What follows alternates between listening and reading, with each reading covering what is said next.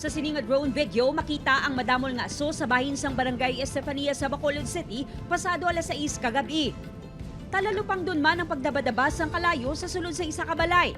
Madasigan nagresponden katapos ang BFP apang naupos ang dakong aporsyon sang ikaduha nga panalgan sang balay sang pamilya Barrera. Pagdating ma'am, medyo malaki na yung sunog ma'am and then black na yung mga smoke na nakikita ma'am. Ma'am, di pa natin ma-determine kung anong origin ng fire kasi under investigation pa ma'am.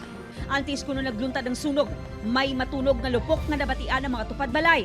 Walang na, nakita namon ang ang kalayo nga nagsiglab na da sa ilang atila sa kinulbaan.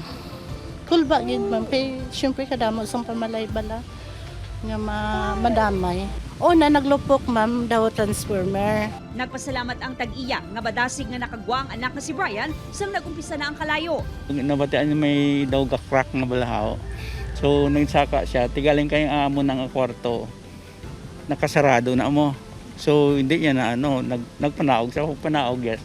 Na ang kalayo dako. Palyado nga linya sang kuryente ang ginalantaw sang BFP nga posible gintunaan sang sunog.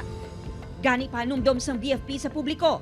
Ugaliin natin i-check yung mga electrical wiring sa bahay natin. If ever wala mang kuryente, if magsisindi tayo ng kandila, siguraduhin natin patayin natin, ipaalis tayo sa loob ng bahay para maiwasan natin yung sunog. Masobra 1 million pesos ang danyos nga ginbilin sang sunog.